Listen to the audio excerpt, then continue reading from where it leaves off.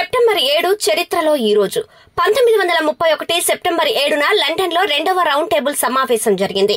భారతదేశంలో బ్రిటిష్ పాలన భవిష్యత్తు ఇంకా భారతీయ రాజకీయ ప్రాతినిధ్య సమస్యల గురించి చర్చించడానికి ఈ సమావేశం జరిగింది. మొదటి రౌండ్ టేబుల్ కాన్ఫరెన్స్ 1930లో జరిగింది. అయితే భారత జాతీయ కాంగ్రెస్ అందులో పాల్గొనలేదు. ఎందుకంటే ఆ సమయంలో కాంగ్రెస్ శాసనోల్లంఘన ఉద్యమంలో బిజీగా ఉంది. ఆ తర్వాత 1931లో గాంధీ ఇర్విన్ ఒప్పందం ప్రకారం గాంధీ ఇంకో కాంగ్రెస్ శాసనోల్లంఘన ఉద్యమాన్ని తాత్కాలికంగా నిలిపివేసి రౌండ్ టేబుల్ కాన్ఫరెన్స్ లో పాల్గొనాలని నిర్ణయించుకున్నారు. ఆ తర్వాత రెండో రౌండ్ టేబుల్ కాన్ఫరెన్స్ 1931లో లండన్ లో ఈ రోజున ప్రారంభమై డిసెంబర్ 1931 వరకు కొనసాగింది.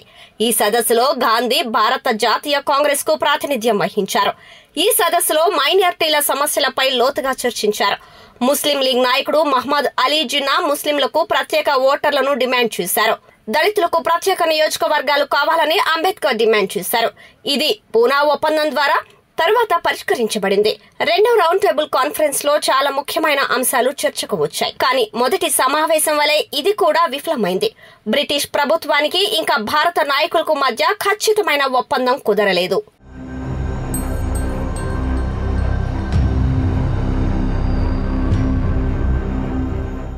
బ్యాంక్ ఆఫ్ ఇండియా ముంబైలో 1906 సెప్టెంబర్ 7న స్థాపించబడింది. ఇది ప్రైవేట్ యాజమాన్యంలోని బ్యాంకుగా ప్రారంభించబడింది. ఇంకా స్థాపించబడిన సమయంలో 50 లక్షల అధీకృత మూలధనాన్ని కలిగి ఉంది. కన్హయ్యాలాల్ మెహతా, కాలూరామ్ షా, ఇంకా వాజిజ్ఞ తాఖరీ వంటి ప్రముఖ పేర్లతో కూడిన కొంతమంది ప్రముఖ వ్యాపారవేత్తల బృందం ఈ బ్యాంకును ప్రారంభించింది. ప్రారంభ సంవత్సరంలో బ్యాంకు దాని అద్భుతమైన నిర్వహణ ఇంకా సేవల ద్వారా వేగంగా అభివృద్ధి చెందింది. తర్వాత 1921లో బ్యాంక్ ఆఫ్ ఇండియా మొదటిసారిగా లండన్ లో ప్రారంభించబడిన విదేశీ శాఖను స్థాపించింది. 1969వ సంవత్సరంలో భారత ప్రభుత్వం బ్యాంక్ ఆఫ్ ఇండియాతో సహా 14 ప్రధాన ప్రైవేట్ బ్యాంకులు జాతీయం చేసింది. తదనంతరం బ్యాంక్ ఆఫ్ ఇండియా ప్రభుత్వ రంగ బ్యాంకుగా చేయబడింది. ఇంకా దాని నిర్వహణ భారత ప్రభుత్వం కిందకి వచ్చింది. ఈ దశ బ్యాంక్ వృద్ధి ప్రయాణంలో కొత్త మలుపు తిరిగింది. ఇంకా దేశ అభివృద్ధికి మరింత దోహదపడే అవకాశాన్ని ఇచ్చింది.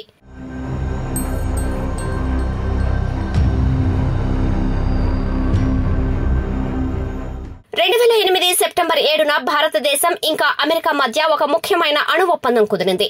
భారతదేశం ఇంకా అమెరికాల మధ్య పౌర అణుశక్తి రంగంలో సహకారాన్ని ప్రోత్సహించడానికి ఈ ఒప్పందం జరిగింది.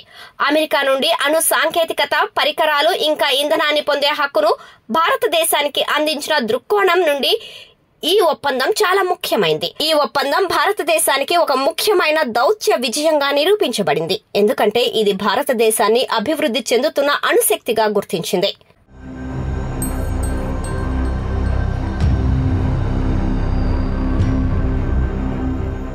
1896 సెప్టెంబర్ 7న జర్మన్ వైద్యుడు లుడ్విగ్ రెన్ మొదటి విజయవంతమైన గుండె శస్త్రచికిత్సను నిర్వహించారు.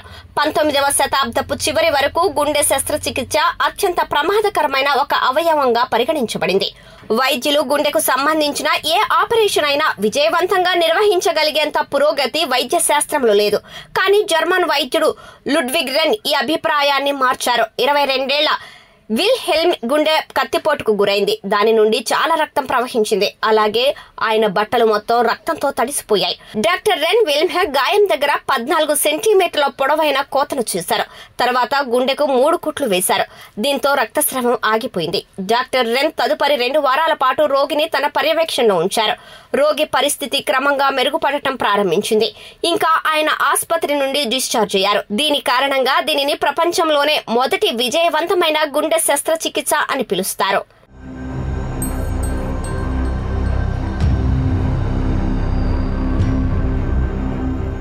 1882 సెప్టెంబర్ 7న పోర్చుగల్ నుండి బ్రెజిల్ స్వాతంత్ర్యం పొందింది. ఈ చారిత్రాత్మక ఘట్టాన్ని బ్రెజిల్ స్వాతంత్ర్య దినోత్సవంగా జరుపుకుంటారు. 18వ ఇంకా 19వ శతాబ్దాలలో బ్రెజిల్ పోర్చుగల్ కాలనీగా ఉంది. 1807లో నెపోలియన్ యుద్ధాల సమయంలో పోర్చుగల్ రాజు డోమ్ జోవో 6 తన కుటుంబం ఇంకా కోర్టుతో బ్రెజిల్లో ఆశ్రయం పొందారు. ఆయన రియో డి జెనిరోను పోర్చుగీస్ సామ్రాజ్యానికి రాజధానిగా ప్రకటించారు. తద్వారా బ్రెజిల్ ప్రాముఖ్యతను పెంచారు. కానీ 1820లో పోర్చుగల్లో ఉదారవాద విప్లవం జరిగినప్పుడు అక్కడి ప్రజలు రాజును పోర్చుగల్ కు తిరిగి రమ్మని బలవంతం చేశారు. దీని కారణంగా బ్రెజిల్లో స్వాతంత్ర్యం కోసం డిమాండ్ పెరగడం ప్రారంభమైంది. రాజు పోర్చుగల్ కు తిరిగి వచ్చిన తర్వాత ఆయన తన కుమారుడు ప్రిన్స్ పెడ్రోను బ్రెజిల్ పాలకుడిగా నియమించారు. ఇంకా పోర్చుగల్ పార్లమెంట్ బ్రెజిల్ ను తిరిగి కాలనీగా స్థాపించాలని ఆదేశించింది. కానీ బ్రెజిల్లో స్వాతంత్ర్యం కోసం డిమాండ్ పెరిగింది. ప్రిన్స్ పెడ్రో ఈ డిమాండ్ కు మద్దతు ఇచ్చారు. బ్రెజిల్ పోర్చుగల్ నుండి స్వాతంత్ర్యం ప్రకటించే రోజుకు దారితీసింది.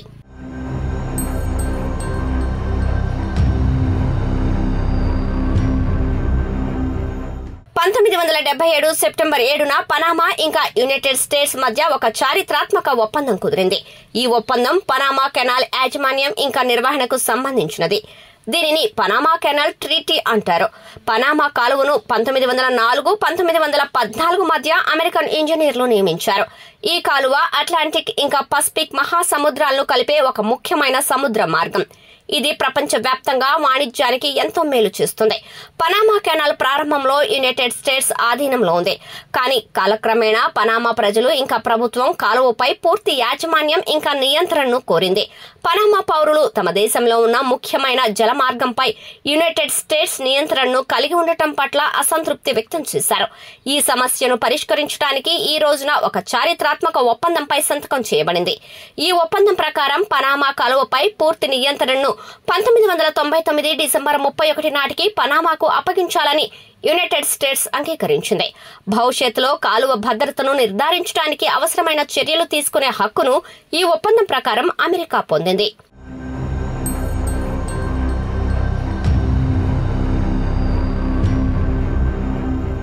2011 సెప్టెంబర్ 7న రష్యాకు చెందిన ఒక ప్రధాన ఐస్ హాకీ జట్టు లోకోమోటివ్ యారోస్లావల్ తో ఒక విషాద ప్రమాదం సంభవించింది. ఇందులో జట్టులోని 44 మంది మరణించారు. కాంటినెంటల్ హాకీ లీగ్ మ్యాచ్ లో పాల్గొనేందుకు ఐస్ హాకీ జట్టు యాక్-42 అనే చార్టెడ్ విమానంలో బెలారస్ కు వెళుతుంది. అయితే టేకాఫ్ అయిన వెంటనే విమానం కూలిపోయింది.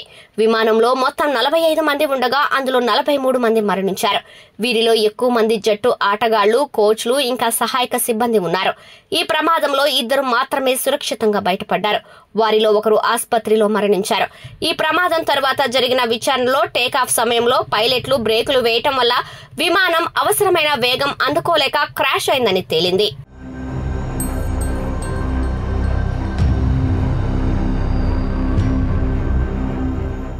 International criminal police organisation 1923 September 7న స్థాపించబడింది. దీనినే ఇంటర్పోల్ అంటారు. ఇది ఒక అంతర్జాతీయ సంస్థ. ఇది వివిధ దేశాల పోలీస్ ఏజెన్సీల మధ్య సహకారం ఇంకా సమన్వయాన్ని ప్రోత్సహించడానికి స్థాపించబడింది. ఆస్ట్రియాలోని వియన్నాలో ఇంటర్పోల్ స్థాపించబడింది. ఇది ఇంటర్నేషనల్ క్రిమినల్ పోలీస్ కాంగ్రెస్ అనే కాన్ఫరెన్స్ గా ప్రారంభమైంది. ఈ సదస్సులో 20 దేశాల నుంచి పోలీసు అధికారులు, లా ఎన్ఫోర్స్మెంట్ ఏజెన్సీల ప్రతినిధులు పాల్గొన్నారు. అంతర్జాతీయ నేరాలను ఎదుర్కొనడానికి వివిధ దేశాల పోలీస్ ఏజెన్సీల మధ్య సహకారం ఇంకా సమాచారాన్ని పంచుకునే మార్గాలను చర్చించడం ఈ సదస్సు ప్రధాన లక్ష్యం. ఇంటర్పోల్ ప్రధాన కార్యాలయం ప్రస్తుతం ఫ్రాన్స్ లోని లియోన్ లో ఉంది. ఇంటర్పోల్ లో 196 సభ్య దేశాలు ఉన్నాయి. 1949 అక్టోబర్ 15న భారతదేశం దాని సభ్య దేశంగా చేరింది. ఇంటర్పోల్ లోని ప్రతి సభ్య దేశం నేషనల్ సెంట్రల్ బ్యూరో NCBని కలిగి ఉంది. ఇది ఆ దేశ చట్టాన్ని అమలు చేసే ఏజెన్సీలు ఇంకా ఇంటర్పోల్ మధ్య అనుసంధానకర్తగా పనిచేస్తుంది.